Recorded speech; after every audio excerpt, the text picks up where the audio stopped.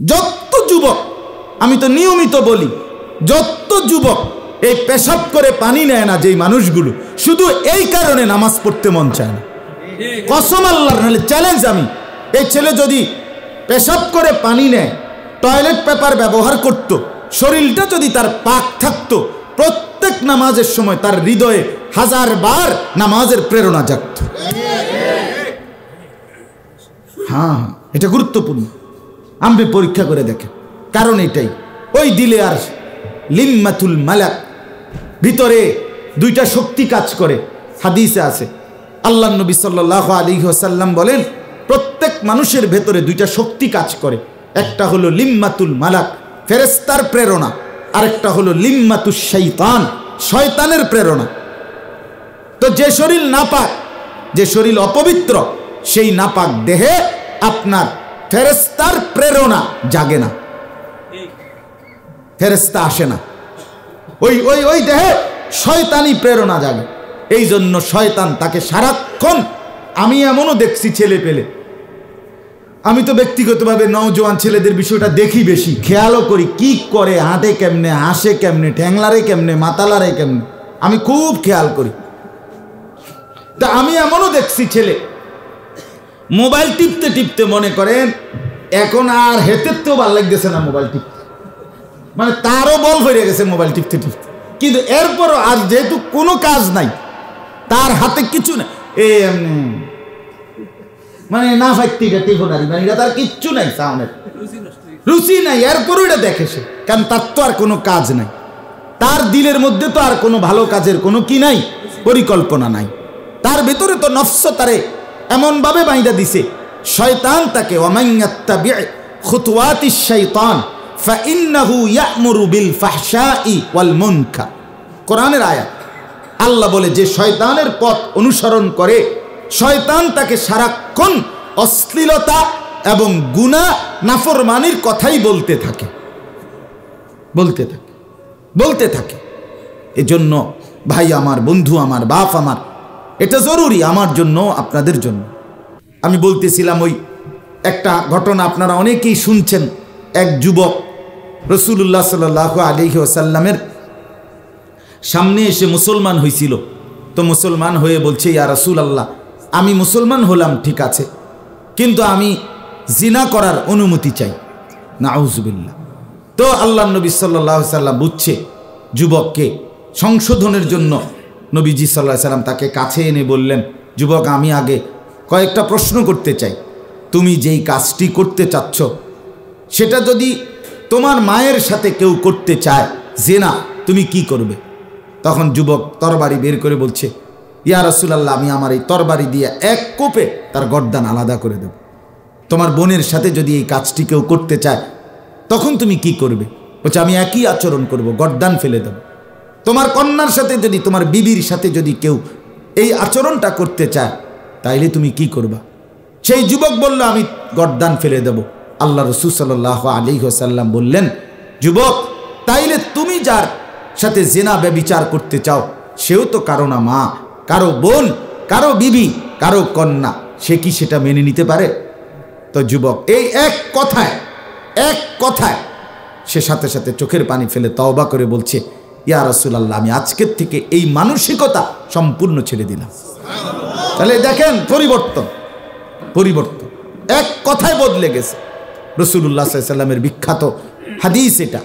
এবং নবীজি তখন তাকে কাছে এনে 3টা বাক্য বলে দোয়া করছে, তার বুকে হাত দিয়া, ওই যুবকের বুকে রাসূলুল্লাহ সাল্লাল্লাহু আলাইহি ওয়াসাল্লাম হাত দিছে, হাত রাইখা, পবিত্র হাত মোবারক রেখে আল্লাহর নবী 3টা কথা বলছে তারে, আল্লাহর কাছে 3টা দোয়া করছে এর লাগে।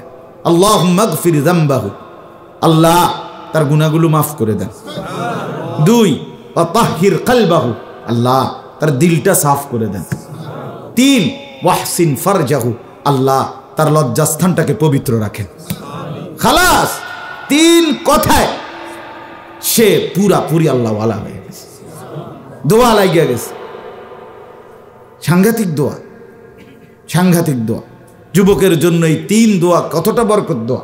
আল্লাহ তার গুনাহ মাফ করে দেন, তার দিল সাফ করে দেন, তার লজ্জাস্থান পবিত্র রাখেন, পবিত্র রাখেন। এই জন্য এই আসা যাওয়ার দ্বারা, এই দোয়া নেওয়ার দ্বারা নিজের মধ্যে আখিরাতের ফিকির আসে, ইবাদতের ফিকির আসে, মজা আসে, নিজের ভিতরে নতুন নতুন করে আমলের জজবা আসে। মনে রাখবেন, আজকে আমি সকালেও মহিলাদের মজলিসে বলছি, কোরআনুল কারীমের মধ্যে আছে প্রত্যেক মানুষের নফস, মনের চাহিদা, এই যে আমাদের ভেতরের চাহিদা, প্রত্যেক মানুষ, একেবারে আব্দুল কাদের জিলানী হোক, প্রত্যেক মানুষের মনের চাহিদার প্রথম দাবি গুনাহ। চাহিদার প্রথম দাবি গুনাহ। প্রত্যেক মানুষের মনের চাহিদার প্রথম দাবি করে গুনাহের প্রতি, গুনাহের প্রতি। কমপক্ষে গুনাহ শুধু পাপ করা না, পাপ কাজের কল্পনা করা, পরিকল্পনা করা, অথবা নিজের সময়টাকে অযথা ফালতু কাজে নষ্ট করা, এই সবটাই গুনাহ।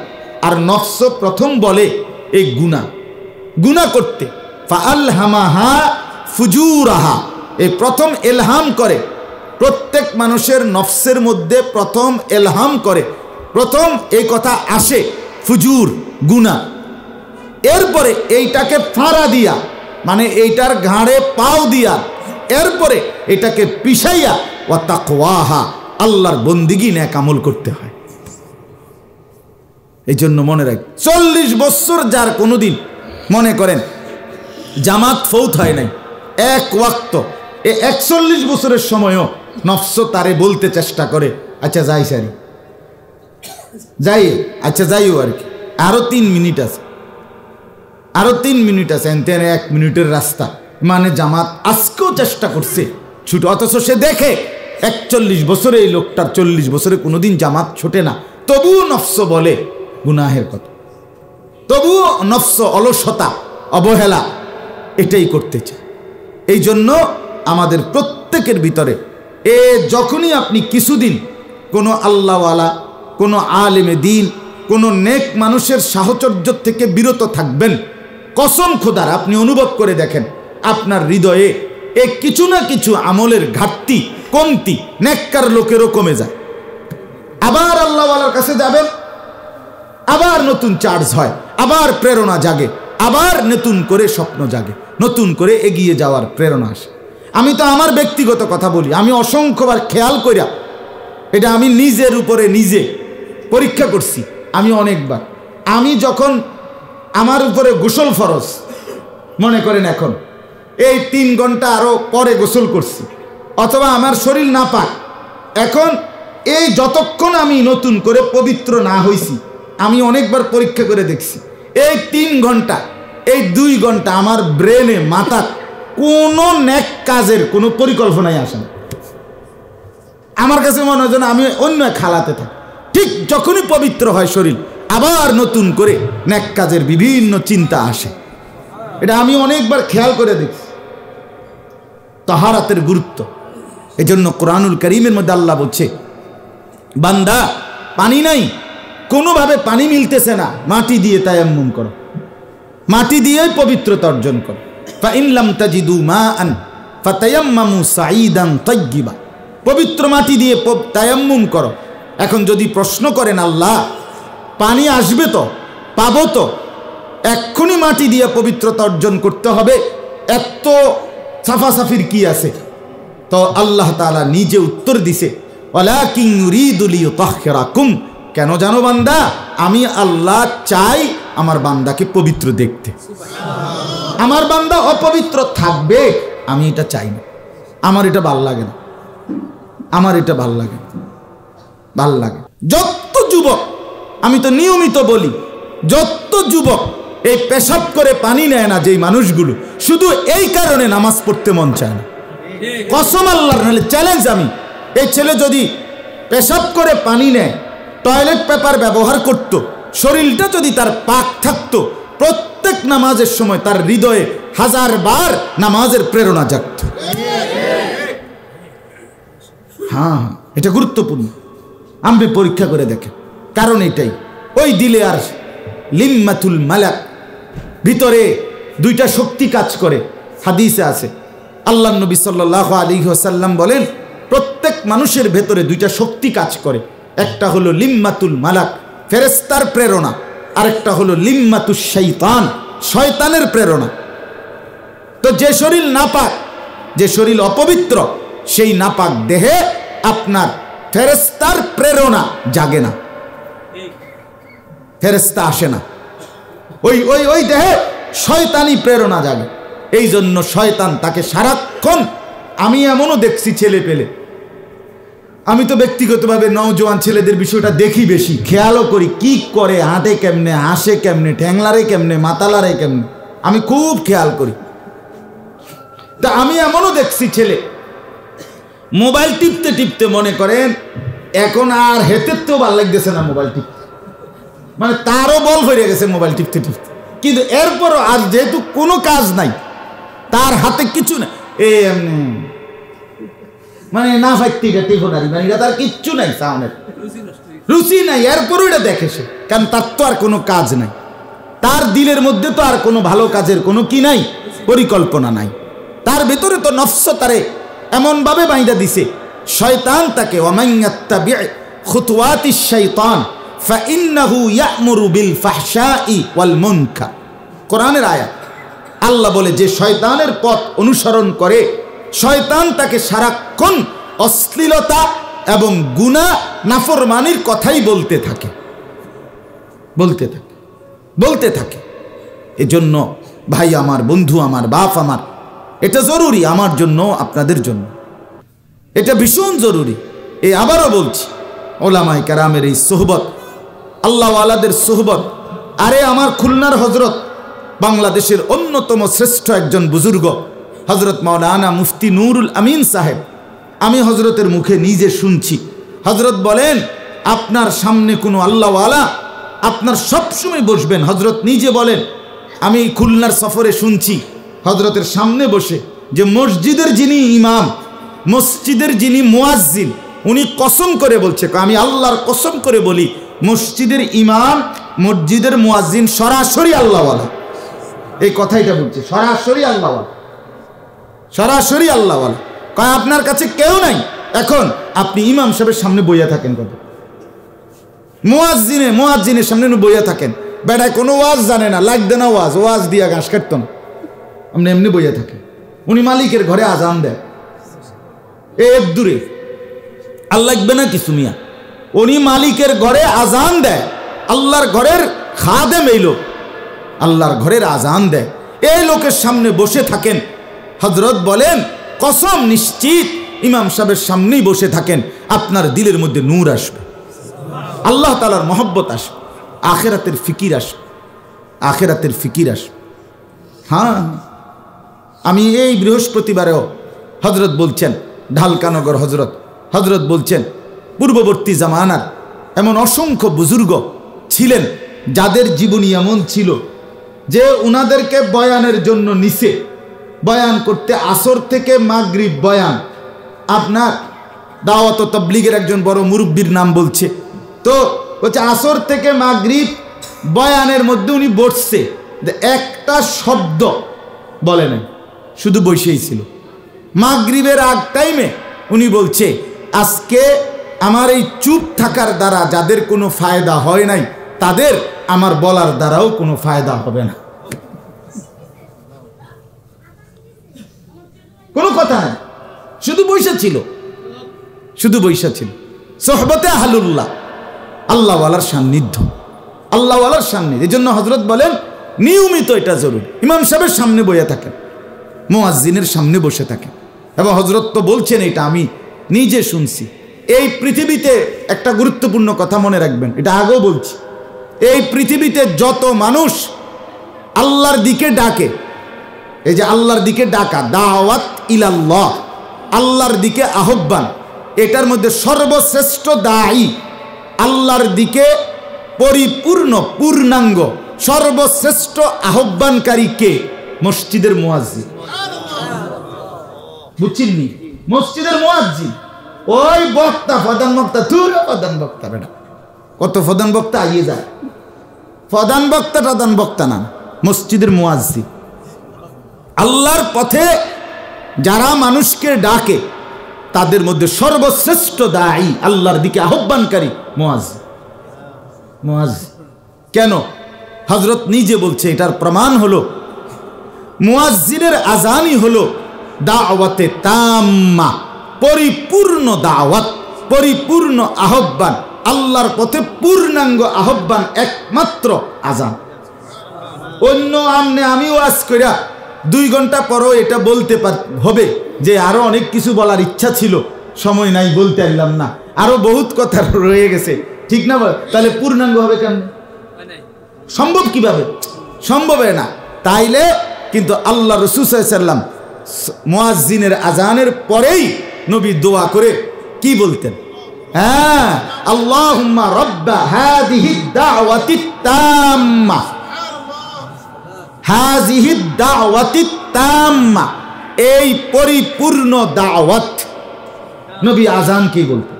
এটা রাসূলুল্লাহর হাদিস, নবীজি সাল্লাল্লাহু আলাইহি সাল্লাম যে আজান হলো পরিপূর্ণ দাওয়াত, পরিপূর্ণ দাওয়াত, মুকাম্মাল দাওয়াত, আল্লাহর দিকে আহ্বান। হ্যাঁ, আমাদের ছেলেরাও যারা আজান দাও, এটা অনেক মুবারক আমল, মুবারক আমল, আল্লাহর দিকে আহ্বান করা। আল্লাহ তাআলা তৌফিক দান করে। হযরত তো বলছেন প্রত্যেকটা আলেম, যত বড় বুজুর্গ হোক, যত বড় শায়েখ হোক, যত বড় কামেল আউলিয়া হোক, ওনারও উচিত এই আজানের এই বরকত অর্জন করা। হ্যাঁ, আজানের এই বরকত অর্জন। আর 2 হযরত মুহিউস সুন্নাহ হযরত মাওলানা শাহ আবরারুল হক রাহমাতুল্লাহ আলাইহি হযরত বলছেন, আমি নিজ কানে শুনছি উনি আজান দিছেন, করাচি হযরত ইকামত দিয়ে নামাজ পড়াইছে। বড় বড় বুজুর্গরা আজান, আর 2 হযরত তো আজান শিখাইতেনি। যাই হোক, তাইলে আমি আপনাদের কাছে আমরা এটা বললাম, মসজিদের ইমাম সাহেব, মসজিদের মুয়াজ্জিন সাহেব, আপনার আশেপাশের ওলামায়ে কেরাম, এই প্রত্যেকের কাছে আপনি সবাই বক্তা হইতে হবে জরুরি না, সবাই বক্তা হইলে হবে না, হবেও না। সবাই ওয়াইজ হইতে হবে যে হুজুর সব উনি আইলে মানুষ হইব, উনি আইলে মানুষ হইব না। আরে না, মানুষ কম হবে না বেশি হবে এটা মূল বিষয় না, আমার জিন্দেগি বদলাবে কিনা সেটা হলো মূল বিষয়। পরিবর্তন দরকার, পরিবর্তন দরকার, জীবন বদলানো দরকার। দাওয়াত ও তাবলীগের সাথীরা তো অনেক সাধারণ থেকে সাধারণ মানুষ, রিক্সাওয়ালা, ঠেলাওয়ালা, কুলিওয়ালা, দিন মজুর। দেখা গেছে ওনার একজনের মেহনতে, এই সাধারণ এই মানুষটার মেহনতে শত শত মানুষ আল্লাহর রাস্তায় দিনের পথে আসছে, তার ফিকিরের বরকত, তার অন্তরে আল্লাহ পাক আল্লাহর কথার মহব্বত দান করছে, অল্প কথায় বরকত হয়েছে, অল্প কথায় বরকত হয়েছে। এই জন্য আমরা প্রত্যেকে, ওই যে আমগো জাকির ভাই, এই যে দাওয়াত ও তাবলীগের সাথী, সে আমার চিল্লার সাথী, উনি অর্থাৎ এমনি কোনো আলেমও না, হুজুরও না, ওনার বয়ান আমিও মনোযোগ দিয়ে শুনি। হ্যাঁ হ্যাঁ, এই চিল্লার সফরে উনি বয়ান করছে যে আমার একদম দিল লাগাইয়া শুনছি, যে এত সুন্দর কথা কইছে, আল্লাহ ভরপুর বরকত দান করে। তাইলে এটা বাস্তবতা, আসলেই বাস্তবতা। আল্লাহ তাআলা যখন দিল কবুল করে তো জবানে অল্প কথাতেই বরকত দান করে। আল্লাহ আমাদের প্রত্যেককে আল্লাহওয়ালার সোহবত, আহলুল্লাহদের সান্নিধ্য বেশি থেকে বেশি দান করেন। ইমাম সাহেবের সামনে বসবেন কিনা কন, মুয়াজ্জিনের সামনে বসবেন কিনা কন।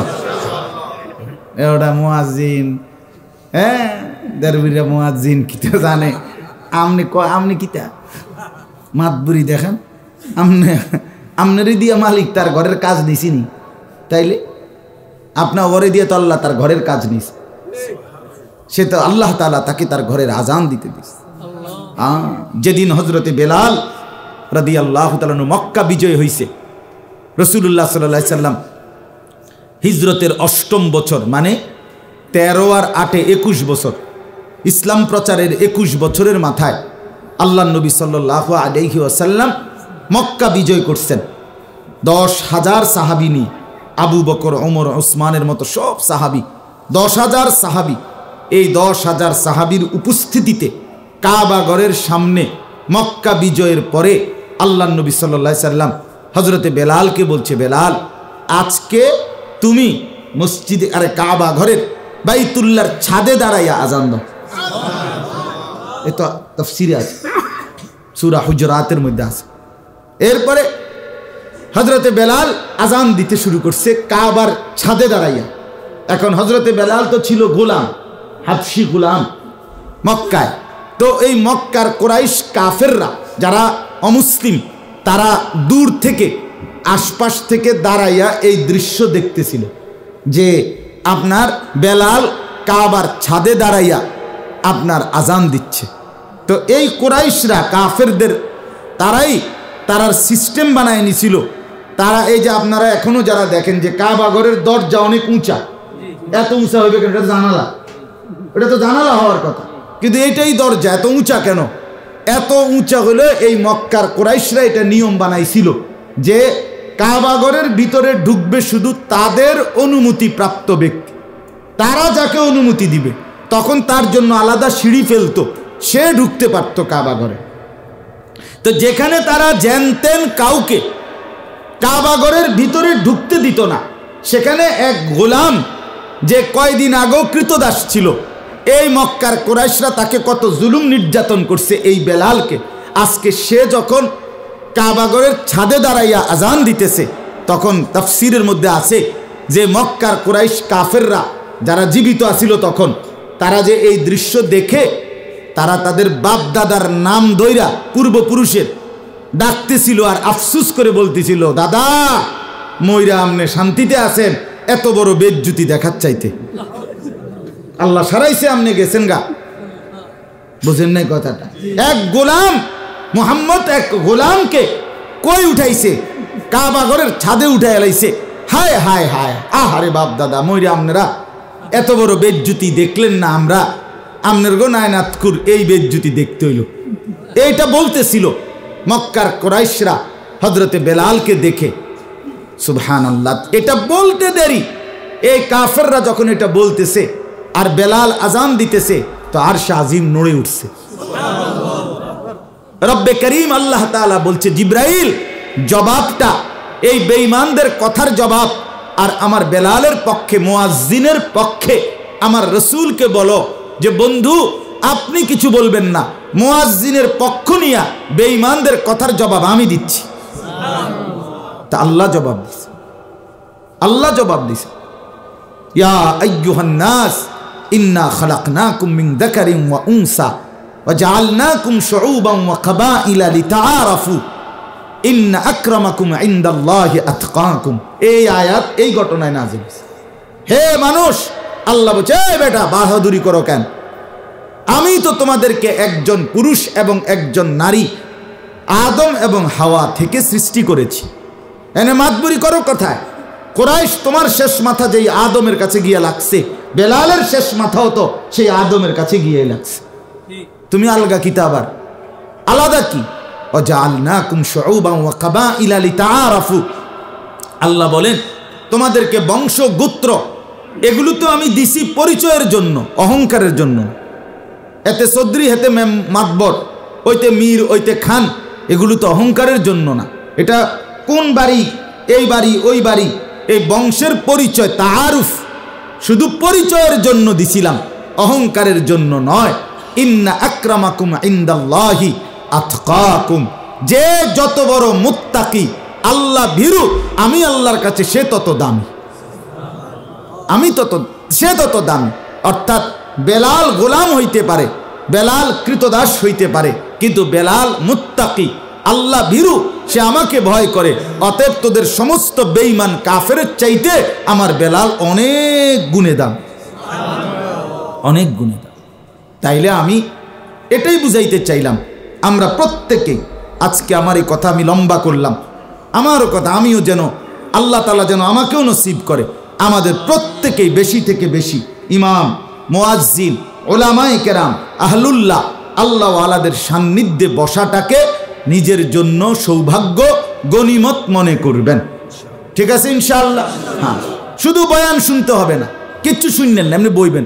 ইমাম সাহেব যদি জিগায় যে হুজুর কে ভাই কেন আসছে, আমনের কদু চাইতাম আসছে, শেষ কথা, আমনের দিকে কদু দেখতে আসছে, 5টা মিনিট আপনার চাইয়া জায়গা দোয়া করে। হ্যাঁ হ্যাঁ, মুয়াজ্জিন সাহেব যদি জিজ্ঞাসা করে আমার কাছে কি লেগে আইছেন, আমি তো প্রধান বক্তাও না, বিশেষ বক্তাও না, বলে না আমি বক্তার খেতারে গিলে লাগবে না বক্তা, আপনি মুয়াজ্জিন, আপনি মালিকের ঘরের খেদমত করছেন, আপনারে দেখতে আসছি, আপনার কাছে বসতে আসছি একটু। এই বসার দ্বারা ইনশাআল্লাহ আল্লাহ তাআলার মহব্বত, মারিফত দিলের মধ্যে আসবে। আল্লাহ আমাদেরকে তৌফিক দান করে, আল্লাহ তাআলা আমাদেরকে কবুল করে। আমি যেই ছোট্ট ছোট্ট কয়েকটা আয়াত পড়ছি, আর অল্প একটু সময়, আমাদের প্রথম থেকে ইচ্ছা আমি ইনশাআল্লাহ 8টার ভিতরেই টার্গেট যে আশা যে শেষ করে ফেলা মজলিস। তো এই জন্য এরপরেই আমরা এশার নামাজ পড়ব। এশার নামাজের পরে সবাই সামান্যটুকু মেহমানদারি গ্রহণ করে এরপরে যাবেন ইনশাআল্লাহ। এই 5টা আয়াত পড়ছি সূরা হিজর, সূরাটার নাম। এতক্ষণ তো শীত লাগছে, কিন্তু অন্ধ গরম হইতেছে। কোরআনুল কারীমের 13 নম্বর পারা, কোরআনুল কারীমের 51 নম্বর 15 নম্বর সূরা, 15 নম্বর সূরা কোরআনুল কারীমের এই 15 নম্বর সূরা হিজর সূরাটার নাম। এই সূরার প্রথম 5টি আয়াত আমি তেলাওয়াত করেছি। অল্প একটু সময় ইনশাআল্লাহ এই 5 আয়াতের কিছু কথা আমরা আরজ করতে চাই। আল্লাহ আমাদেরকে তৌফিক দান করেন। এই 5টি আয়াতের সূরার প্রথম আয়াত কোরআনুল কারীমের বৈশিষ্ট্য, কোরআনুল কারীমের একটা বিশেষ পরিচয় আল্লাহ এখানে বলছে। কি বলছেন? আলিফ লাম র। এই যে প্রথম কথা শুরু করছেন এটা দিয়ে। কোরআনুল কারীমের মধ্যে মোট 29টি সূরা আছে এরকম, যেই সূরাগুলোর শুরুতে আল্লাহ তাআলা আরবি হরফগুলোর কিছু অক্ষর, এরকম বিচ্ছিন্ন অক্ষর এই সূরাগুলোর শুরুতে আল্লাহ তাআলা নাজিল করেছেন। যেমন আলিফ লাম মিম, এই যে এখানে 3টা অক্ষর আলিফ লাম মিম। কোথাও আছে 2 অক্ষর হামিম, এই যে 2 অক্ষর। কোথাও আছে 1 অক্ষর কফ, হ্যাঁ নুন, এই যে 1 অক্ষর। কোথাও আছে 4 অক্ষর হামিম আইন সিন, না 5 অক্ষর মনে, কাফ হা ইয়া আইন সাদ, এই 5 অক্ষর। 4 অক্ষরও আছে, কোথাও 4 অক্ষর 5 অক্ষর, কোথাও 2 অক্ষর 3 অক্ষর 1 অক্ষর, এরকম আলাদা আলাদা আল্লাহ তাআলা কতগুলো অক্ষরের সমষ্টি, এগুলো আল্লাহ তাআলা সূরার শুরুতে উল্লেখ করেছে। উদ্দেশ্য কি? উদ্দেশ্য হলো কোরআনুল কারীমে আল্লাহ তাআলা বহু আঙ্গিকে এই কথাটা প্রমাণ করছেন যে কোরআন আল্লাহর কালাম। কার কালাম? মক্কার কুরাইশরা প্রতিনিয়ত রাসূলুল্লাহ সাল্লাল্লাহু আলাইহি ওয়াসাল্লামের বিরোধিতা করতে গিয়ে এটাও বলতেন যে কোরআন মুহাম্মদের বানানো। আর এই কথাটার কাউন্টারে আল্লাহ বহু আঙ্গিকে জবাব দিস। এটাও একটা স্টাইল, জবাবের একটা ঢং আরও আছে। কোরআনে আল্লাহ বলছে যে তোমরা যদি মনে করো এটা মুহাম্মদের বানানো, তাহলে এই কোরআনের মতো একটা ছোট্ট সূরা তোমরা লিখে দাও। ফাতু বিসূরাতিম মিন মিসলি ওয়াদউ শুহাদাআকুম, সবাইকে ডাকো, মিলে একটা ছোট্ট সূরা বানায়া দাও। হাজারো চেষ্টা করে তারা ব্যর্থ হয়েছে। মিলাইছে একটা লাইন, ইন্না আ'তাইনাকাল কাউসার ফাসাল্লি লিরাব্বিকা ওয়ানহার ইন্না শানিআকা হুয়াল আবতার। এই 3 লাইনের সাথে তাদের সবচেয়ে বড় জ্ঞানী ব্যক্তি কবি সে শেষ পর্যন্ত রাত গভীরে লিখে দিয়ে আসছে নিচে দিয়া, লাইসা হাদা কালামুল বাশার, এটা কোনো মানুষের কথা নয়। এইটাই মিলাইছে, মিলাইতে আসছে না যে এইটাই মিলাইছে আর কি, নিজেদের ব্যর্থতা স্বীকার করে নিছে। এরকম বহু আঙ্গিকে কোরআনুল কারীমের মধ্যে আল্লাহ তাআলা প্রমাণ করছেন যেটা যেভাবে বলছেন ওটা এভাবেই হয়েছে, এভাবেই হয়েছে। তো কোরআনুল কারীমে আল্লাহ তাআলা বিভিন্ন আঙ্গিকে প্রমাণ করেছেন যে কোরআন আল্লাহর কালাম, রাসূলুল্লাহ সাল্লাল্লাহু আলাইহি ওয়াসাল্লামের কালাম নয়। কার কালাম? আল্লাহর কালাম, আল্লাহর। তন্মধ্যে এগুলো একটা আইটেম, অর্থাৎ 29টি সূরাতে আল্লাহ তাআলা এটা বুঝাইলেন এই অক্ষরগুলো দিয়ে যে দেখো দুনিয়ার মধ্যে মানুষের নিজাম হলো, দুনিয়ার মানুষ আপনার একজনে যদি কথা বানায়, কবিতা লেখে, গল্প লেখে, গদ্য লেখে, কিছু একটা লেখে বলে, তো অন্যজন সেটা শুনে মানুষের যেহেতু বলা, অতএব সেটা ব্যাখ্যা করতে পারে, বিশ্লেষণ করতে পারে, বুঝাইতে পারে, এটার দ্বারা কি অর্থ, কি উদ্দেশ্য, এটা সে বিশ্লেষণ করতে পারে। অতএব তোমাদের দাবি যেহেতু এই কোরআন মুহাম্মদের বানানো, অতএব তোমরাই বলো আলিফ লাম মিম এটার অর্থ কি? কফারি না তো তাইলে আলিফ লাম র এটার অর্থ কি কও? কয় না এটাও পারি না। হা মিম তো এটার অর্থ কি কও? কয় না এটাও পারি না। তাহলে করে আরে একটা অক্ষর দিয়ে কই কফ, তো এটার অর্থ কি কও? না এটাও পারি না। পারি না দেখকেই তো পারি না, পারে না মানে একটাও। এখন অবশ্য এই প্রচলনটা নাই। ছোটবেলায় আমাদের সময় আমরা ছোটবেলায় দেখছি একটা জিনিস, যারা পুরাতন পড়ালেখা করছেন সবাই জানে যে আমরা ছোটবেলায় ছাত্র ভাইরা, সাথী ভাইরা একজন আরেকজনকে ধাঁধা বলতো, ধাঁধা, হ্যাঁ সোলক ধাঁধা বলতো, ওদের ভাঙ্গাই দে। তখন দেখা গেছে একটু চিন্তা করলে এটা ঠিকই কি করানো যায়, ধাঁধা ভাঙ্গানো যায়, মিলানো যায়, অথবা দুইটা তিনটা সম্ভাব্য কইলে একটা হইয়া যাইতো। তাহলে ধাঁধা আপনার কি করা যায়, ভাঙ্গানো যায়। তো আল্লাহ তাআলা বললেন যদি মনে করো এটা একটা ধাঁধাও, তো এই ধাঁধাটাই ভেঙে দাও। কিন্তু 29 বার, একবার দুইবার না, 29 বার নাজিল করার পরেও একটি অক্ষরের অর্থ কেউ বলতে পারে নাই। তো আল্লাহ বললেন বন্ধু আপনাকে শুধু জানাইলাম, কিয়ামত পর্যন্ত আপনি কাউকে বলবেন না, আপনিও বলবেন না, কিয়ামত পর্যন্ত এই চ্যালেঞ্জ বাকি থাকবে যে যেই বলবে কোরআন মানুষের রচিত সে যেন এই অক্ষরগুলোর অর্থ বলে দেয়।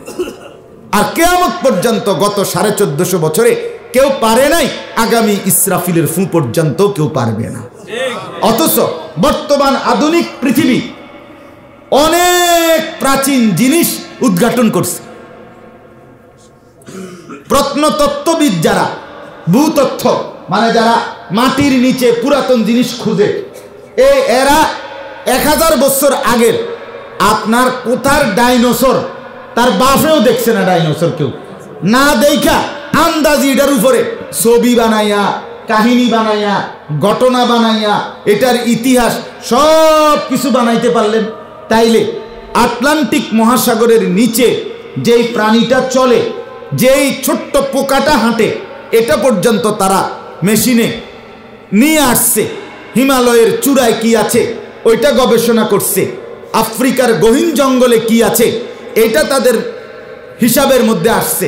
তাহলে জাদুঘরের মধ্যে গেলে দেখা যায় 500 বছর আগের শিলালিপি, 1000 বছর আগের শিলালিপি, 3000 বছর আগের কোনো পাথরের অঙ্কিত খোদাই করা কোনো লেখা, এটার অর্থ কি, কি বলছে, কি লেখছে, এগুলো তারা বিশ্লেষণ করে বের করতে পারে। তাহলে এত কিছু যেহেতু বাহির করতে পারো, তো এই অক্ষরগুলোর অর্থ আল্লাহ এবং রসুল বলে নাই, তো এগুলো কি বলতে চাইছে এটা ভাঙ্গা দাও। তো রব্বুল আলামিন বলে দিলেন আমি যেহেতু বলি নাই, বন্ধুকে যেহেতু বলতে বলি নাই, অতএব কশ্চিন কালেও তোমাদের এই সীমাবদ্ধ জ্ঞান দিয়া তোমরা এটা বের করতে পারবে না। এটা কোরআনের মুজিজা, এটা কোরআনের মুজিজা, এটা আল্লাহ তাআলার শ্রেষ্ঠত্বের প্রমাণ, যেটা আল্লাহর কালাম। এটা কার কালাম বলেন? আল্লাহর কালাম।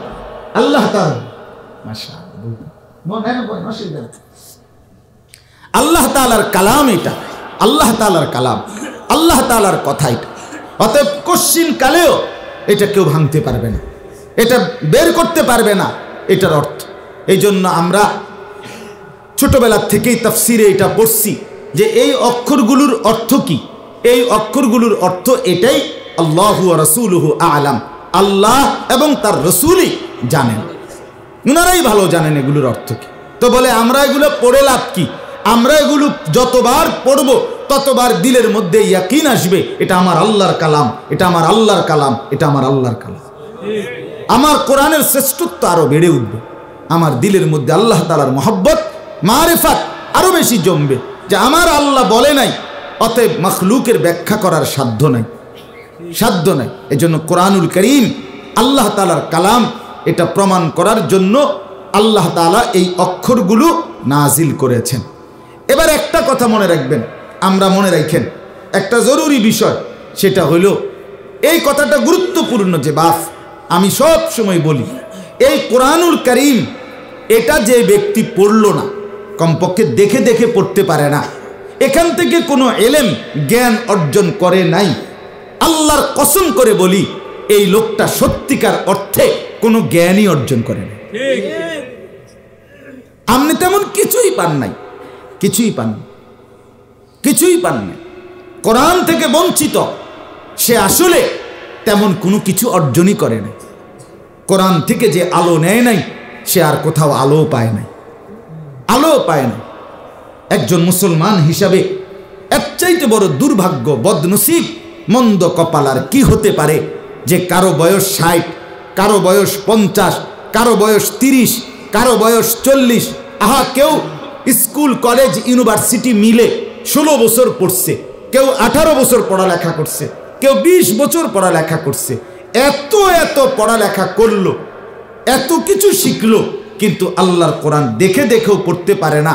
একজন মুসলমানের জন্য এর চাইতে বড় লজ্জা, পরাজয়, ব্যর্থতা খোদার কসম আর কিছু হইতে পারে না। বেঈমানের সফলতা এটা, কাফের মুশরিক ইহুদি খ্রিস্টানদের সফলতা এটা, বেঈমানের সফলতা। বেঈমান আমাদের কোটি কোটি মুসলমানের মাথার থেকে এটা বুঝাই সরায় দিতে পারছে যে তুই পড়তে পড়তে 4টা ডিগ্রি নিবি, একবারে ডক্টরের ডিগ্রি নিবি 4টা, কিন্তু মুসলমান তোমার মূল কিতাব, তোমার ধর্মগ্রন্থ, তোমার আল্লাহর নাজিলকৃত। আহা, এর চাইতে বড় আফসোসের বিষয় কি হইতে পারে? যেই জবান আল্লাহ দিলেন, কথা বলার যোগ্যতা আল্লাহ দিলেন, আল্লাহ তাআলা যদি কিয়ামতের দিন এরকম কাছে আইনা আল্লাহ যদি বলে, বান্দা 40 বছর যেই জবান আমার দেওয়া জবানে কথা বললা, সেই আমার কথাটা তুমি পড়তে পারলা না, আমার দেওয়া জবান কি এতটুকু হক পাওয়ার ছিল না? কি জবাব হবে? আমরা তখন কি বলবো বলেন? এই আপনারা যারা এখানে বসছেন, আমার ভাই, আপনারাই বলেন, আল্লাহর কোরআন যে দেখে দেখেও শুদ্ধ পড়তে পারেন না, আপনার জীবনের অর্জন কই? মুসলমান হিসাবে আমার জীবনের অর্জন কোথায়? এর চাইতে বড় দুর্ভাগ্য আর কি হইতে পারে? এতগুলো বাংলা, অঙ্ক, ইংরেজি, পদার্থ, জীববিজ্ঞান, রসায়ন বিজ্ঞান, উচ্চতর গণিত, তথ্য যোগাযোগ প্রযুক্তি, এতগুলো বই আমনের কান্দে তুল্লা দিল, আপনারে দিয়া পড়াইলো। কি আশায় পড়াইলো? কি আশা দিয়া পড়াইছে আপনারে? দুনিয়া সুন্দর হবে, দুনিয়া সুন্দর হবে, ভালো চাকরি পাবে, সামাজিক একটা ভালো স্ট্যাটাস হবে, হ্যাঁ, তুমি একটা ভালো ফ্যামিলিতে বিবাহ করতে পারবে, তোমার একটা সামাজিক অবস্থান দাঁড়াবে, হ্যাঁ, তুমি বড় কিছু হবে অনেক ভাবে। তাহলে এই দুনিয়া সামাজিকভাবে একটু ভালো অবস্থানে থাকার জন্য আমারে দিয়া কমপক্ষে 100-200-500 বই পড়াইলো, আর আমি কবরে ভালো থাকবো, আখিরাতে ভালো থাকবো, জান্নাতে যেতে পারবো, এই আশাটা দিয়া আল্লাহ, রসুল 14.5 বছর, 1000 বছরের, এই 1400 বছরের এই লক্ষ লক্ষ আলেম উলামা কেউ আপনারে বুঝাইতে পারলো না এই কোরআন পড়লে আপনি কবরে ভালো থাকবেন, আখিরাতে ভালো থাকবেন। এরা কেউ আপনারে বুঝাইতে পারলো না। আপনি বুঝলেন কি আর বুঝলেন না কি? এটা তো ব্যর্থতা, এটা অনেক বড়। আমরা এতটি মিল্লা, এতটি হুজুর মিল্লা, আমরা আপনারে বুঝাইতে পারলাম না যে আল্লাহর কোরআন শুদ্ধ করা দরকার, আল্লাহর কোরআন আপনার ছেলেটার পড়া দরকার, আপনার মেয়েটা আল্লাহর কোরআন পড়া দরকার। আফসোসের ব্যাপার, আফসোসের ব্যাপার। আমার বাপ, আমি বলি, কোরআন শিখা, দিন শিখা, এটা একটা বিষয় না, এটা একটা বিষয় না, এটা 4টা বিষয় থেকে একটা বাছাই করা না। এটা আপনার কি না যে এটা সায়েন্স, এটা আর্টস, এটা কমার্স, এরকম না, এটা এরকম না যে আপনি ইচ্ছা করলে ব্যবসায় শিক্ষা এটা পড়তে পারেন, আপনি শিক্ষা করলে বিজ্ঞান পড়তে পারেন, আপনি ইচ্ছা করলে এমনিতে আপনার সাধারণ বিষয়টা পড়তে পারেন। 4টার থেকে আপনার পছন্দ একটা বাছাই করে নেন বিষয়। না না, এটা এমন না। এটা বাংলা বই, এটা অঙ্ক বই, এটা ইংরেজি বই, আর এটা মুসলমানদের কোরআন শরীফ, এটাও একটা বই। এই 4টা আপনার ইচ্ছা মতো একটা পড়ে নেন, এটা এরকম না। তাইলে তাইলে এটা তো একটা বই না, এটা অনেকগুলো বিষয় থেকে একটা বিষয় না। এটা হেদায়েত, এটা হেদায়েত, এটা নূর। আল্লাহ তাআলা এটাকে বলছে হুদান, আল্লাহ এটাকে কোরআনকে বলছে নূর, আল্লাহ কোরআনকে বলছে মাউইজা, উপদেশ, আল্লাহ কোরআনকে বলছে বাসায়ের, তোমাদের জন্য সুস্পষ্ট আলো, দিক নির্দেশনা। কোরআনুল কারীমে স্পষ্ট আছে, যালিকা হুদাল্লাহ ইয়াহদি বিহি মান ইয়াশা। আল্লাহ বলে এটাই আমি আল্লাহর হেদায়েত, আর এর দ্বারাই আমি যাকে ইচ্ছে করি হেদায়েত আলো দিয়ে থাকি। এজন্য আল্লাহর কসম, কোরআন যে পড়তে পারে নাই, কোরআন যে পড়ে না, সে আর কিছু পাইতে পারে কিন্তু আলো পায় নাই। কি পায় নাই? আলো পায় নাই বাপ, আলো পায় না, আলো পায় না। দুনিয়া উপার্জন করার জন্য আপনার কাছে হয়তো ভদ্রচিত পন্থা আপনার অর্জন হয়েছে, অর্থাৎ আরেকজনে হয়তো লুঙ্গি ফিন্দা, হ্যাঁ, এরপরে খোঁড়ের মধ্যে টাকা রাখে, আপনি হয়তো স্যুট বুট পইরা একটু ভদ্রচিত ভাবে টাকা ইনকাম করেন, এর দূরারি, এটা ঠিক আছে, এটা ঠিক আছে। কিন্তু আল্লাহর কোরআন যে শিখলো না, সে আলো পায় না, আলো পায় না। এজন্য যত কষ্ট হোক, এই আমি এনাম সাহেব এখানে বসা আছে আজকে, অ্যাডভোকেট এনাম সাহেব, কুমিল্লা জজ কোর্টের এবং ঢাকাতেও হাইকোর্টের, উনি স্বনামধন্য অ্যাডভোকেট। আমি ওনার নাম ধরে আমি অন্য বয়ানে আজকে আপনি সামনে ছাড়াও আমি বলছি আপনার কথা। উনি, আমি নিজে দেখছি হারাম শরীফে আল্লাহর ঘরের সামনে কোরআন শরীফ উমরার সফরে আমাদের সাথে উনি যে পড়ে দেখছি। জেনারেল শিক্ষিত মানুষ, অ্যাডভোকেট, কিন্তু কোরআন শরীফ পড়ার ক্ষেত্রে খুব কষ্ট করে এক একটা শব্দ কষ্ট করে শিখছে এবং খুব কষ্ট করে কোরআন শরীফ পড়ছে। তারা আমি ওইখানেও বসেও বলছিলাম, পরেও বলছি, রাসূলুল্লাহ সাল্লাল্লাহু আলাইহি ওয়াসাল্লাম স্পষ্ট হাদিস, নবীজি বলছে, আমার উম্মতের যেই লোক কষ্ট সত্ত্বেও কোরআনুল কারীম পড়ে এবং এইটার অর্থ হলো আটকাইয়া যায়, বারবার ঠেক খায়, বারবার আটকাইয়া হলো পরে, কসম খোদার, রাসূলুল্লাহ বলেন ফালাহু আজরান, তাকে প্রত্যেক অক্ষরে দ্বিগুণ ডাবল নেকি দেওয়া হবে, ডাবল। যে আমার বান্দা আজ 40 বছর বয়সে সিদ্ধান্ত নিছে, 30 বছর বয়সে ভুল বুঝতে পারছে, তো আজকে সিদ্ধান্ত নিছে কোরআন শিখবে। তো এখন তো তার দাঁত শক্ত হয়ে গেছে, ঠোঁট শক্ত হয়ে গেছে, জিহ্বা শক্ত হয়ে গেছে, এরপরও ঠকে কষ্ট করে ঠেকে উচ্চারণ করতেছে, শিখতেছে। রাসূলুল্লাহ বলে তাকে প্রতি অক্ষরে এক তেলাওয়াতের সওয়াব আর কষ্ট করে শেখার সওয়াব উভয়টা আল্লাহ দান করতে থাকে। এজন্য বাপ, আমার অনুরোধ, এই আয়াতের থেকে আমি এই কথাটা বললাম, আল্লাহর কোরআন শুদ্ধ করা চাই, আল্লাহর কোরআন শুদ্ধ করে। আপনারা ভাববেন, আপনারা বয়স 90 বছরের বুড়ো মানুষ অথবা 9 বছরের বাচ্চা মানুষ, সবার জন্য আল্লাহর কোরআন শুদ্ধ করা, বিশুদ্ধ করা ফরজে আইন। এটা খামখেয়ালি করলে হইতো না। এটা আপনারা হুজুর মানুষ, আপনারা হুজুর দেখছে এই জন্য আপনারা পারেন, আমরা জেনারেল মানুষ, আমরা সাধারণ মানুষ, এ সমস্ত বললে হাসরের ময়দানে মাফ পাবেন না। সোজা কথা, আপনি সাধারণ মানুষ হয়েছেন কে? আপনারা কইছিনি আমি সাধারণ মানুষ হইতেন, তো তাহলে আপনি হয়েছেন কেন? আপনি জেনারেল মানুষ হইলেন কেন? এটাকে আমার দোষ নেই, তাইলে এটা কোনো কথা না। আমি হুজুর, আপনি সাধারণ, এটা কোনো কথা না। আল্লাহর কোরআন কমপক্ষে যেটুকু হলে নিজের নামাজ হবে, নিজের ফরজ আদায় হবে, এটুকু সহি শুদ্ধ করা ফরজে আইন। আপনি ব্যাপক বিস্তারিত জ্ঞান কোরআনের না জানলেন, কিন্তু মৌলিক যেটুকু না হলে নাই হবে, এতটুকু না জেনে আপনার উপায় নাই। আজকের থেকে সিদ্ধান্ত নেন, কোরআন পড়বার জন্য চেষ্টা করবেন, বলেন ইনশাআল্লাহ। আমি অসংখ্যবার বলছি, এখন আপনারা বলেন, স্বীকৃতি দেন। এমন কোনো গ্রাম নাই, ইউনিয়ন নাই, যেই গ্রামে 2, 4, 5টা 10টা নুরানি মাদ্রাসা, হাফিজি মাদ্রাসা নাই, এমন গ্রাম এখন আছে? তাহলে চারদিকে হাতের নাগালের 1 কিলোমিটারের ভিতরে, 5 কিলোমিটারের ভিতরে আপনি মাদ্রাসা পাইবেন কমপক্ষে 10টা। এই অবস্থায় আপনি কবরে যাওয়ার পরে আপনি যদি বলেন, ফেরেশতা জিজ্ঞাসা করে কোরআন শরীফ সহি শুদ্ধ করতে পারলা না কা?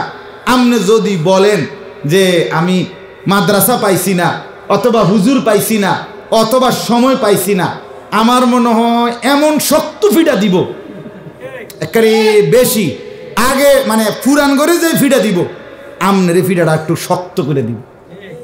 পুরান করে বলবে ফেরেশতা তুই একজনে ফিট, আর তারে আমরা 3 জনে ফিটি, তারে তে বড় শক্ত ডাকায়। সে কোনো ছোটখাটো ডাকাত না, কারণ তার চারদিকে কোরআনের জন্য আহ্বান করছে কমপক্ষে 20টা মাদ্রাসা, তে এরপরও গাদ্দারি করে কোরআন শরীফ শিখছে না। হ্যাঁ, এটা ছাড়া আর কি তাইলে? অতএব আপনি এগুলা বললে হবে না, এটা বললে হবে। এই জন্য আমরা প্রত্যেকে আল্লাহর কোরআন শুদ্ধ করার চেষ্টা করব ইনশাআল্লাহ। বলেন ইনশাআল্লাহ। দেখেন আয়াতের বাকি তর্জমা, তিলকা আয়াতুল কিতাব ওয়া কুরআনিম মুবিন। সুবহানাল্লাহ। আল্লাহ বলেন এই কথাগুলো, এই আয়াতগুলো, কোরআন, এটার দুইটা বৈশিষ্ট্য আল্লাহ বলছে এখানে। এক, এটা একটি পূর্ণাঙ্গ কিতাব। দুই, ওয়া কুরআনিম মুবিন, এটা সুস্পষ্ট কোরআন। আচ্ছা, পূর্ণাঙ্গ কিতাব মানে কি? এ কথার সংক্ষেপ কথা হইল, আরবিতে কিতাব বলা হয় ওই গ্রন্থকে যেই গ্রন্থে কোনো বিষয়ের সামগ্রিক বিষয়ে চুলচেরা বিশ্লেষণ করে বিস্তারিত ব্যাখ্যা করে পূর্ণাঙ্গ আলোচনা করা হয়, যেই আলোচনা পড়ার পরে, শুনবার পরে, বলার পরে শ্রোতা কিংবা পাঠকের আর কোনো ন্যূনতম প্রশ্ন বাকি থাকে না, ওইটাকে বলা হয় আরবিতে কিতাব। আর এটা শুধু কোরআনের বৈশিষ্ট্য। এটা একমাত্র সেই গ্রন্থ যেই গ্রন্থে আমার জন্মের প্রথম সেকেন্ড থেকে মৃত্যু পর্যন্ত, মৃত্যু থেকে কবর পর্যন্ত, কবর থেকে হাসরের মাঠ, হাসরের মাঠ থেকে মিজানের পাল্লা, মিজানের পাল্লা থেকে ফুলসেরাত, ফুলসেরাত থেকে জান্নাত জাহান্নাম, প্রতি সেকেন্ড আমার নিঃশ্বাসে নিঃশ্বাসে কি দরকার, কি অর্জনীয়, কি বর্জনীয়, কি করণীয়, তার চুলচেরা বিশ্লেষণ, পূর্ণাঙ্গ ব্যাখ্যা, বিস্তারিত আলোচনা এই কোরআনে আছে। সব আছে। মা ফাররাতনা ফিল কিতাবি মিন শাই। আল্লাহ কোরআনে বলেন আমি এই কিতাবে কোনো কিছুর আলোচনা বাদ দেই নাই। সুবহানাল্লাহ। ওয়া নাযালনা আলাইকাল কিতাবা তিবয়ানান লিকুল্লি শাই। নবীকে আল্লাহ বলেন, বন্ধু আমি আপনার উপরে এই কিতাব নাজিল করেছি তিবয়ানান লিকুল্লি শাই, সব কিছুর বিস্তারিত আলোচনা। সুবহানাল্লাহ। জীবনের সব কিছু এখানে আছে, আছে কিনা বলেন? অতএব এটা কিতাব, এটাই পূর্ণাঙ্গ কিতাব। সবগুলো বই একত্র করিলে আইনের কথা শেষ হয়েছে এ কথা বলতে পারবে না। বিজ্ঞানের সবগুলো বই একত্র করিলে বলতে পারবে না বিজ্ঞানে সম্পর্কিত আর কোনো কথা বাকি নাই। সমাজের কোনো কথা, কোনো বই, বাংলা সব বই একত্র বললে বলতে পারবে না বাংলাদেশের সব কথা এখানে আলোচিত হয়েছে। না না, থেকেই যাবে, বাকি থেকেই যাবে। কিন্তু কোরআন নাজিল করে রব্বুল আলামিন বলছে আর কোনো কথা বাকি নাই, সব বলা হয়েছে, সব বলা হয়েছে। তাহলে আপনি এটার থেকেই শিখলেন না কিছু? আপনি কিতা শিখলেন? গোড়ার ডিম। আপনি কি পাইলেন মিয়া? কোরআন থেকে বঞ্চিত আপনি কিছুই তো পেলেন না। জ্ঞানের খনি যেটা, জ্ঞানের খনি যেটা, সেটার থেকেই আপনি জ্ঞান নিলেন না। তা আপনি কি জ্ঞান অর্জন করলেন? কি জ্ঞান অর্জন করলেন? মিশ্র জ্ঞান, যেখানে যৌক্তিক অযৌক্তিক সব ধরনের কথা আছে, যেখানে হাট্টিমাটিমও আছে, যেখানে আমাদের দেশে সেই ছেলে কবে হবে, কথায় না বড় হয়ে কাজে বড় হবে, এটা যেমন সুন্দর কথা, হাট্টিমাটিম ফালতু কথা। কথা বোঝেন না? মানে যৌক্তিক অযৌক্তিক, দরকারি বেদরকারি। হ্যাঁ, রোদ হচ্ছে, বৃষ্টি হচ্ছে, ক্যাকশিয়ালের বিয়ে হচ্ছে। দেখিটা তুমি আসিলা এই অলিমার মধ্যে বিয়ের অনুষ্ঠানে কয় কেজি মোট জিলাপি কিনছে কও? ক্যাকশিয়ালের বিয়ে হচ্ছে, হেবড়া বুঝতো কেমনে? এটা কথা কইলে আর কি, একটা কথা বললে না, আগ ডুম বাগ ডুম গোড়া ডুম। তো সেটা কি? আগ ডুম ডুম কিতা, বাগ ডুম কি নাই। যাই হোক, আমার বলার উদ্দেশ্য হলো আবার দরকারি কথা আছে। সকালে উঠিয়া আমি মনে মনে বলি, সারাদিন আমি যেন ভালো হয়ে চলি, আদেশ করেন যাহা মোর গুরুজনে, আমি যেন সেই কাজ করি ভালোভাবে। তাহলে এই দারুণ কথা।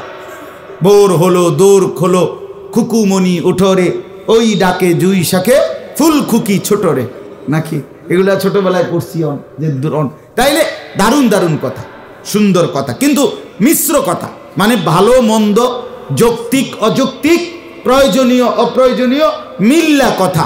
কিন্তু কোরআনে এক শব্দ ফালতু কথা নাই। 1450 বছরে কোনো ফালতু, বেহুদা, অনর্থক, অপ্রয়োজনীয়, অযৌক্তিক, অপ্রাসঙ্গিক, বাহুল্য, বাগাড়ম্বর এমন কিচ্ছু নেই। প্রতি অক্ষর, শব্দ, বিন্দু, নোক্তা, হরফ গুনে গুনে গুনে গুনে হিসাব কর। আলিফ এতটা কেন? এতটারই দরকার ছিল। হ্যাঁ, কোরআনুল কারীমে যে অক্ষর যতবার, কোরআনের শ্রেষ্ঠত্বের জন্য এতবারই দরকার আছে। এটার অনেক সুন্দর বই আছে, মানে এটা প্রমাণ যে কোরআনুল কারীমের আপনার এই অক্ষর, এই শব্দ, এই সূরা, এই আয়াত, এটা এতটা কেন, ওইটা এতটা কেন, এইটার আলাদা আলাদা কারণ আছে। তাইলে আল্লাহ তাআলা আমাদেরকে কোরআনুল কারীম পড়ার তৌফিক দান করেন। চলেন এবার বাকি আয়াতটার অর্থ শুনেন। রুবামা ইয়াওয়াদ্দুল্লাযীনা কাফারু লাউ কানু মুসলিমিন। আহা, আমার বাপ, এই কথা এবার শুনেন, আমার জন্য, আপনার জন্য, প্রত্যেকের জন্য। আল্লাহ তাআলা বলেন, রুবামা ইয়াওয়াদ্দুল্লাযীনা কাফারু, হায় প্রত্যেকটা কাফের, প্রত্যেকটা বেঈমান, প্রত্যেকটা নাফরমান, প্রত্যেকটা পাপী, প্রত্যেকটা সীমা লঙ্ঘনকারী, আল্লাহর কসম আল্লাহ বলে, হায় প্রত্যেকেই কিয়ামতের দিন হাসরের মাঠে নাফরমান, পাপী, বেঈমান আফসোস করবে, লাউ কানু মুসলিমিন, হা হা যদি মুসলমান হতাম, যদি আল্লাহর আনুগত্য করতাম। বন্ধু আমার, আমিও আপনিও প্রতিটা সুদের টাকার জন্য আফসোস করতে হবে, প্রত্যেকটা ঘুষের টাকার জন্য আফসোস করতে হবে, প্রতিটা মিথ্যা সাক্ষীর জন্য আফসোস করতে হবে, প্রতিটা জুলুমের জন্য আফসোস করতে হবে। আফসোস করা ছাড়া একটা গুনাহ আগে বাড়া যাবে। রুবামা ইয়াওয়াদ্দুল্লাযীনা কাফারু লাউ কানু মুসলিমিন। রব্বুল আলামিন বলে, প্রতিটা নাফরমান, বেঈমান আফসোস করবে আর বলবে, যদি মুসলমান হতাম, যদি আল্লাহর আনুগত্য করতাম, যদি আল্লাহকে মেনে নিতাম। কোরআনুল কারীমের অন্য জায়গায় আছে, আল্লাহ বলেন, ওয়া আম্মা মান উতিয়া কিতাবাহু বিশিমালিহি। হাসরের ময়দানে, কিয়ামতের মাঠে যার আমলনামা বাম হাতে দেয়া হবে, আল্লাহ বলেন চিৎকার দিয়ে ওই নাফরমান পাপী হাসরের মাঠে দৌড়াইতে থাকবে আর পাঁচটা কথা বলবে। কয়টা? ইয়া লাইতানি লাম উতা কিতাবিয়া। এক নম্বরে বলবে, হায় আফসুস, আমার মন্দ কপাল, আমার আমলনামা যদি আমার হাতে না দিত। দুই নম্বরে ওয়ালাম আদরি মা হিসাবিয়া। দুই নম্বরে আফসুস করে বলবে, হায় আমার মন্দ কপাল, আমি যদি আমার হিসাব না দেখতাম। তিন নম্বরে বলবে, ইয়া লাইতাহা কানাতিল কাদিয়া। হায় আফসুস, মৃত্যু যদি আমাকে শেষ করে দিত, আমি যদি আর কোনোদিন জীবিত না হতাম। চার নম্বরে বলবে, মা আগনা আন্নি মালিয়া। আফসুস, আমার মন্দ কপাল, আমার সারা জিন্দিগির মাল আমার কোনো উপকারে আসলো না। পাঁচ নম্বরে বলবে, হালাকা আন্নি সুলতানিয়া। আমার বাদশাহী, আমার কর্তৃত্ব, আমার নেতৃত্ব, আমার খবরদারি, আমার অহংকার, আমার ক্ষমতার বাড়াবাড়ি, কোনো কিছুই আজ রইল না, সব শেষ হয়ে গেল। কোথায়? মেম্বার কো, চেয়ারম্যান কো, এমপি কই? কই? কেউ থাকবেন, কেউ না। হাদিসে কথা স্পষ্ট আছে, আল্লাহ তাআলা ইসরাফিলের ফু দেওয়ার পরে সমস্ত কিছু যখন শেষ হয়ে যাবে, একটা সুতা, একটা খড়কুটাও মাটির উপরে যাচ্ছিল, আল্লাহর কসম, ইসরাফিলের ফু দিলে জমিনে ভূমিকম্প শুরু হবে। সেই ভূমিকম্প 30 সেকেন্ড না, সেই ভূমিকম্প 3 মিনিট না, সেই ভূমিকম্প 30 মিনিট না, বরং এই গোটা কায়নাতের মাটির উপরে যত কিছু আছে তার শেষ খড়কুটাটাও মাটির নিচে ঢুকা পর্যন্ত ভূমিকম্প চলতেই থাকবে। হ্যাঁ হ্যাঁ, অনবরত সব কিছু যখন মাটির নিচে মিশে যাবে, তো সারা কায়নাতে সব শেষ। আসমান ভেঙে গেছে, সূর্য ভেঙে গেছে, চন্দ্র ভেঙে পড়ছে, চাঁদ তারকারাজি খসে পড়ছে, পাহাড় উড়ে গেছে, জমিন রেজা রেজা হয়ে গেছে, সাগর নদীর পানি শুকিয়ে গেছে। তো আল্লাহ তাআলা মালাকুল মউত আজরাইলকে জিজ্ঞেস করবেন, মাম বাকিয়া। মালাকুল মউত আজরাইল, বলো আর কে বাকি আছে? আজরাইল বলবে, আল্লাহ আপনার আরশ ধরে রাখছে 8 জন ফেরেশতা, ওরা আছে, আমার সাথে আরো 3 জন সহ আমরা 4 জন ফেরেশতা আছি, জিব্রাইল, মিকাইল, ইসরাফিল আর আমি আজরাইল। আর আরশের উপরে আনতাল্লাযী লা ইয়ামুতু আবাদান, আপনি আছেন যার কোনোদিন মৃত্যু হবে না। আল্লাহ বলবে মালাকুল মউত ওই 8 ফেরেশতার জান কবজ করো। ওই যারা আমার আরশ ধরে আছে, হযরত মালাকুল মউত আজরাইল বলবে রব্বুল আলামিন ওরা তো আপনার আরশ ধরে আছে, ওদেরকে ছেড়ে দেওয়া যায় না, ওদেরকে বাদ দেওয়া যায় না, ওদেরকে মৃত্যু না দিলে হয় না। হায়, রব্বুল আলামিন বলবে মালাকুল মউত ছেড়ে দিলে তো আমি আমার বন্ধুকেই ছেড়ে দিতাম, মৃত্যু যদি নাই দিতাম তো আমার দোস্তকে মৃত্যু দিলাম কেন? আমার বন্ধু তো এর চাইতে আমার প্রিয়। তো আল্লাহ তাআলা বলবেন ফেরেশতা মালাকুল মউত 8 ফেরেশতার জান কবজ করবে। আল্লাহ আবার জিজ্ঞেস করবেন মাম বাকিয়া, আর বাকি কে, আর বাকি কে? হযরত আজরাইল বলবে মালাকুল মউত বলবে তাহতাল আরশে আরবা, আরশের নিচে আমরা 4 ফেরেশতা, ফাওকাল আরশে আনতাল্লাযী লা ইয়ামুতু আবাদান, আরশের উপরে আপনি যার কোনো মৃত্যু হবে না। আল্লাহ বলবেন তো আজরাইল এবার তোমার 3 সাথী জিব্রাইল, মিকাইল, ইসরাফিলের জান কবজ করো। তো আজরাইল 3 ফেরেশতার জান কবজ করবে। এবার আল্লাহ বলবেন মাম বাকিয়া আল আন, এখন আর বাকি কে? হযরতে মালাকুল মউত আজরাইল বলবে তাহতাল আরশে আনা ফাওকাল আরশে আনতাল্লাযী লা ইয়ামুতু আবাদান। আল্লাহ আরশের নিচে শুধু আমি একজনই আছি, আমি শুধু আছি, আর আরশের উপরে আপনি যার কোনো মৃত্যু হবে না। তো আল্লাহ তাআলা তখন বলবেন ইকবিজ রূহাকা আল আন, আজরাইল এবার তুমি তোমার জান কবজ করো। ফাসাহা সাইহাতান, হাদিসে আছে রাসূলুল্লাহ বলেন আজরাইল তখন একটা বিকট চিৎকার করবে। রাসূল বলেন ওই চিৎকার যদি পৃথিবীর প্রথম মানুষ থেকে নিয়ে শেষ মানুষ পর্যন্ত দাঁড়িয়ে জীবিত অবস্থায় শুনতো, হার্ট ফেল করে সবাই মরে যেত। এত জোরে চিৎকার দিয়ে মালাকুল মউত নিজের রূহ কবজ করে নিজেই মরে যাবে। এইবার মাম বাকিয়া, এইবার আর বাকি কে? তো আল্লাহ তাআলা নিজে এই কথাটা বলতেছিলাম, এটার জন্য হাদিস আমি নিজে পড়ছি। আল্লাহ তাআলা তখন চতুর্দিকে গোটা আসমান ও জমিনের কায়নাতে শুধু বাকি আছে কে? বলেন না আর আছে কে? এখন একজনই বাকি। তো আল্লাহ তাআলা ডান দিকে ফিরে বাম দিকে ফিরে চতুর্দিকে আল্লাহর আওয়াজ বের হবে আইনাল মুলুক, বাদশারা তোমরা কই? আইনাল মুতাকাব্বিরুন, ওই অহংকারী কর্তী যারা তোরা কই? আয় জব্বারুন, জমিনে বাদশাহী বাহাদুরি জুলুম কর্তী যারা তোরা কই? আয় আয়। নমরুদ তুই কই? সাদ্দাদ আয়, কারুন আয়, ফেরাউন আয়, হামান আয়। আজ গোটা জমিনের মধ্যে গোটা মখলুকাতের মধ্যে লিমানিল মুলকুল ইয়াউম, আল্লাহ জিজ্ঞেস করবে নিজেই যে আজ রাজত্ব কার?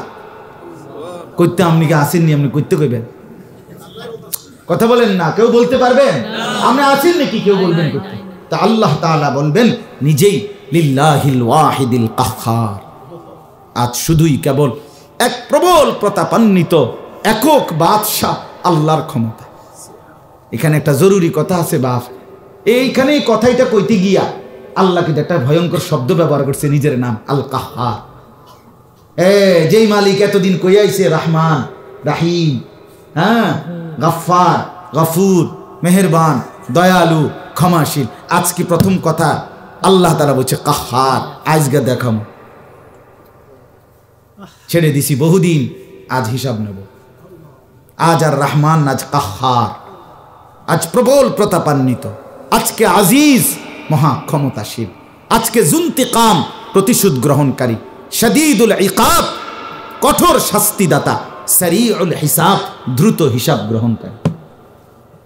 অতএব এই যে বললাম যে নাফরমান পাপী মাম হাতে আমল নামা পেয়ে চিৎকার করবে হায় আমার ক্ষমতা গেল গা, আমার সম্পদ নাই, আমার হিসাব যদি না হতো। এই কথা বলে বাপ যখন বলতে থাকবে হাসরের ময়দানে চিৎকার করবে নাফরমান, তো আল্লাহ কি বলবে? আল্লাহ কি বলবে? আল্লাহর সাথে সাথে ওই নাফরমান পাপী যে এই চিৎকার করে বাম হাতে আমল নামা নিয়ে ছুটাছুটি করবে হাসরের ময়দানে, তো রব্বুল আলামিন ফেরেশতাদেরকে ডাক দিয়ে বলবে খুযুহু ফাকুল্লু, এই ফেরেশতা তারে ধর। এই বাপ, এটা কোরআনের আয়াত। খুযুহু ফাকুল্লু, ধর ধর তারে, এই ফেরেশতা তারে ধর। খুযুহু, ধর তারে ধর, ফাগুল্লুহু, ধরে আগুনের শিকল দিয়ে বেঁধে ফেল, বাঁধে তারে বাঁধে। তাফসীরে লিখছে এই এমনি তো বাঁধে রশি দিয়ে, এমনি উপরে বাঁধে। কসম আল্লাহর, আমি নিজে তাফসীরে পড়ছি, ওই যে ব্যান্ডিজের যে সেলাই করে, যে সুই ঢুকায় ভিতরে, এরপরে বাঁধে সুতা, ঠিক না? তো আল্লাহ তাআলার এই আদেশের পরে ফেরেশতা এই নাফরমানের পুরা দেহে সুইয়ের মতো সেলাইয়ের মতো ঢুকাইয়া রশি, এরপরে বাঁধ দিবে। এমনি উর্ফের বান না, ফাগুল্লুহু অর্থ এটা, তাকে বাঁধে। তো এটা ইয়ার মতো, সুইয়ের মতো, সেলাইয়ের মতো বাঁধ। ফেরেশতা বলবে, আল্লাহ আপনার নাফরমান বান্দাকে বেঁধে ফেলেছি, এবার কি করব? তা আল্লাহ তাআলা বলবেন, সুম্মাল জাহিমা সাল্লু, একটা লাথি মাইরা জাহান্নামে মার, মার মার, ত্রাম করে লাথি দিবি, এক লাথির লগে যেন জাহান্নামে গিয়ে জাহান্নামে ফেলা হবে। এবার জাহান্নামের ফেরেশতারা বলবে, আল্লাহ আমরা কি করব? আল্লাহ বলবেন, সুম্মা ফি সিলসিলাতিন যারউহা ৭০ যিরাআন ফাসলুকুহু, ওই ফেরেশতারা যেই বান দিয়া দিছে এটার উপরে তোরা আরো ৭০টা বান দে। ৭০ যিরাআন, ৭০ মানে ৭০, ৭০টা শেকল দিয়া আবার বাঁধে, বান দিয়া এবার কি করবা? ফাসলুকুহু, তারে টানতে থাকো, হেসরাইতে থাকো, পুরা জাহান্নামী সবাইকে দেখো, দেখাও এই বেঈমান খোদার নাফরমান।